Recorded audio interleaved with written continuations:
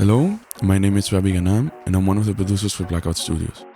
I'm going to showcase the game we have been working on for the past few months, Bittersweet.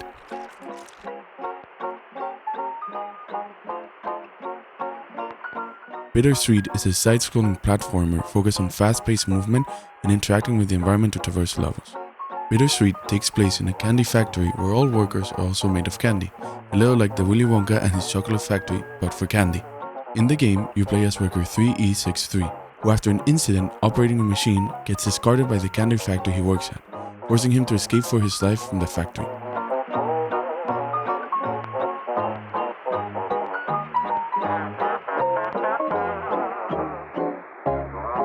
As in many platformer games, Bittersweet puts emphasis on movement and level traversing.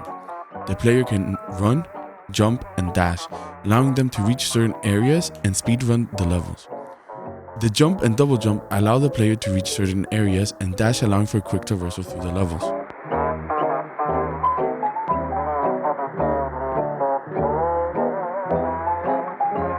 What sets Bittersweet apart from other platformers is the fact that the player uses a candy cane as a spear, which can be thrown to interact with the environment such as with buttons, or be used to hang from it such as with softballs and conveyor belts. To make platforming more challenging, we have environmental mechanics to offer challenges to the player. We have conveyor belts which can be seen in horizontal or vertical positions, allowing the player to be moved forward or backwards as well as up and down. Horizontal conveyors that are stuck to the ceiling can be used by the player to move over hazards. The direction of some conveyor belts are fixed, while others can be changed by interacting with buttons. Buttons allow for changes in the environment to happen, such as changing the direction of conveyor belts, as mentioned before, as well as opening doors to go on to the next level or access closed areas.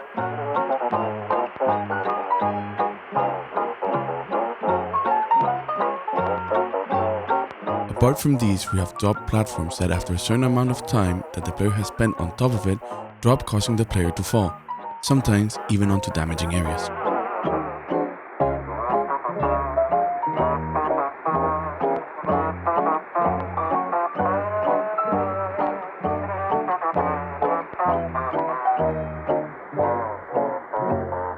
The game's art style is based on propaganda posters, a very distinct 2D look and a paper-like texture from the visual noise.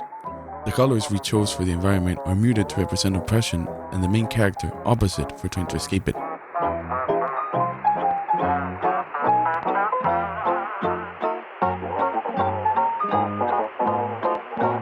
Hope you enjoyed Bittersweet. Thanks for watching.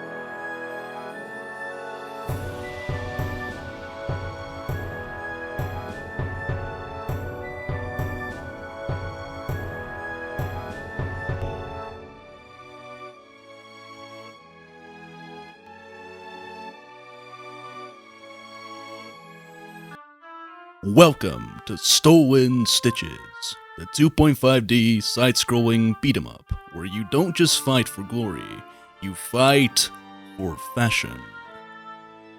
Light attacks are quick and snappy, great for slapping those annoying birds into the next week. Heavy attacks, slower, stronger, and perfect for when you really need to make a statement. And for those times when getting close feels a little stabby, you've got ranged attacks, ideal for keeping distance, while still being deadly. Dodging is key. If you don't roll, you'll be reduced to patchwork, literally. Timing is everything. Miss a roll, and you'll eat dirt, or feathers. You get the idea. Not a lone needle in this haystack. Bring up to 3 friends for a chaotic, cooperative adventure. Revive fallen friends, toss each other around, strategically or not, and share the glory. Or just keep it to yourself. Teamwork makes the seam work. Try a cannonball. Crouch, get kicked, and fly headfirst into your enemies. Down but not out, use the revive mechanic to bring your threadmates back into the fray. Friendship is the strongest fabric, after all. Each handcrafted level is more than just a scenic backdrop. It's a deadly runway. You'll explore a forest, a cave, another forest, but now with fungi, and other charming places where those birds will try to kill you. As you stitch your way forward, you'll learn new tricks and immediately be thrown into situations that demand you use them. No pressure, right? Need to blow off steam between missions? Step into the PvP arena and turn your friends into fabric confetti. It's every tailor for themselves in this stylish showdown. This is a tale of courage, of friendship, of fabric theft. Stolen Stitches, coming soon.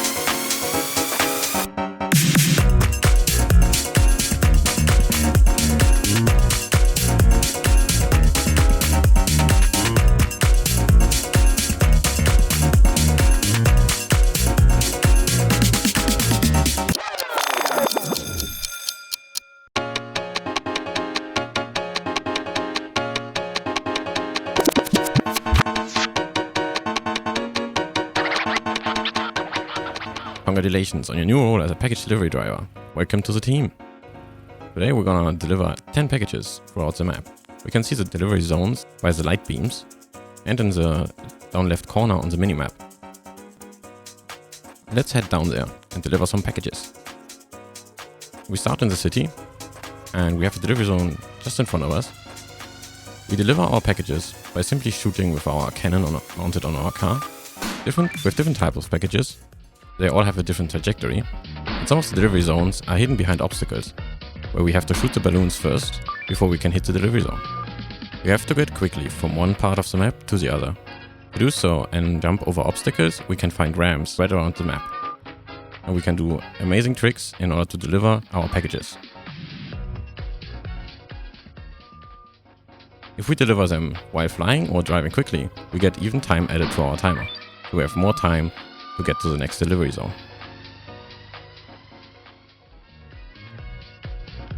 In order to be even quicker on the highway, we can hit the time speed limits to give us a little speed boost.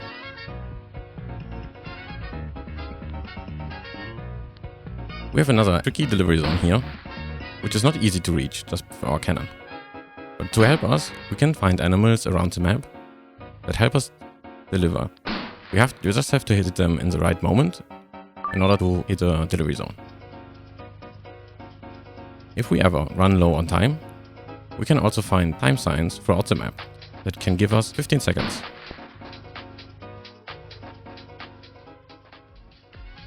But while driving around, you have to be careful not to hit any pedestrians or other clown cars. Clown cars spawn a lot of angry clowns, and you really don't want to get in trouble with them. If you ever do, you can use the two special packages, the cannonball and the rocket, in order to help you get away.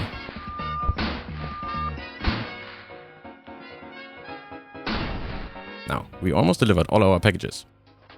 Just one left.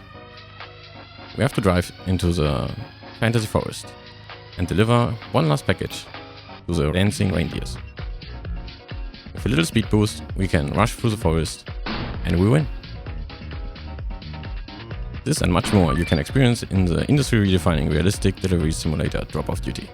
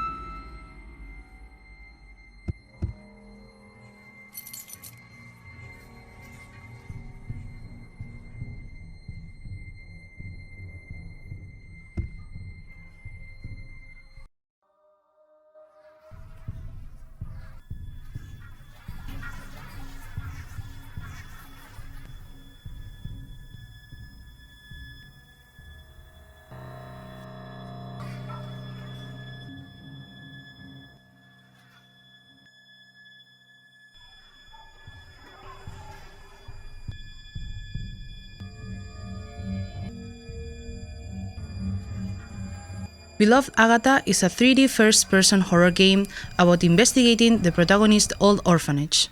after he received a mysterious letter from a childhood friend he hasn't heard from in years, a girl by the name of Agatha. In order to solve the mystery of Agatha, Edmund, the main character, will have to get through childish puzzles that will prompt him to remember his youth, while he uncovers the clues and messages left behind by his dear friend amidst the ruins. One of the mechanics of the game is the torch.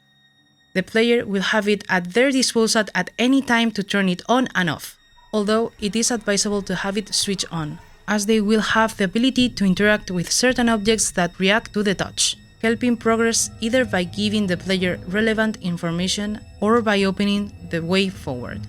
In addition, to move forward, Edmund will have to open different doors of the mansion. For this, he will have to find the music boxes that will provide him with the necessary keys.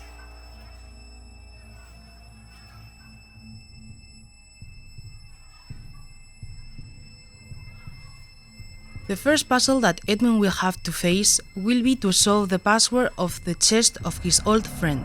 For this, he will have to find the wooden blocks with the letters and put them in the corresponding holes. Besides, the page of Agatha's diary will give him the clues to solve the puzzle. Once opened, Edmund will have to take the music box to Agatha's trophy furniture, where it will open and he will get the key to go to the principal's office. In the principal's office, Edmund will have to open the secret safe. For doing that, he will have to get the password by placing in order the books in Roman numerals. Inside the safe, he will get the master key of the orphanage. That will give him the opportunity to open all the other rooms with the exception of the music room. To solve the girls' bathroom puzzle, Edmund will have no choice but to explore in the boys' bathroom to find a path that will lead him there.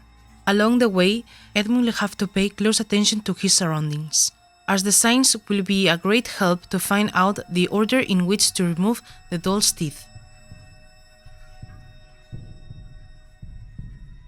As the game progresses, Edmund will be drawn into a darker atmosphere. The tension will increase and he will realize that paranormal events are taking place in the orphanage. In the playroom, Edmund will have to follow the rules to get to the music box and overcome the puzzle.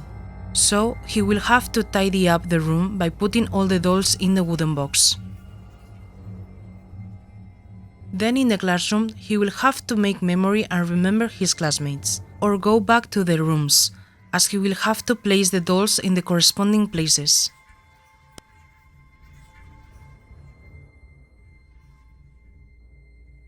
Finally, with the obtained keys, Edmund will have the possibility to open the locks of the music room. Once inside, he will have to repeat the melody of the piano to find the last music box.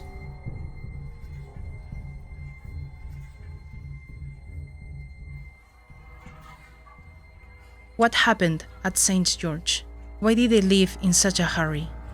And what happened to his beloved Agatha? Will you be able to help Edmund solve this? Let's find out trying out the game.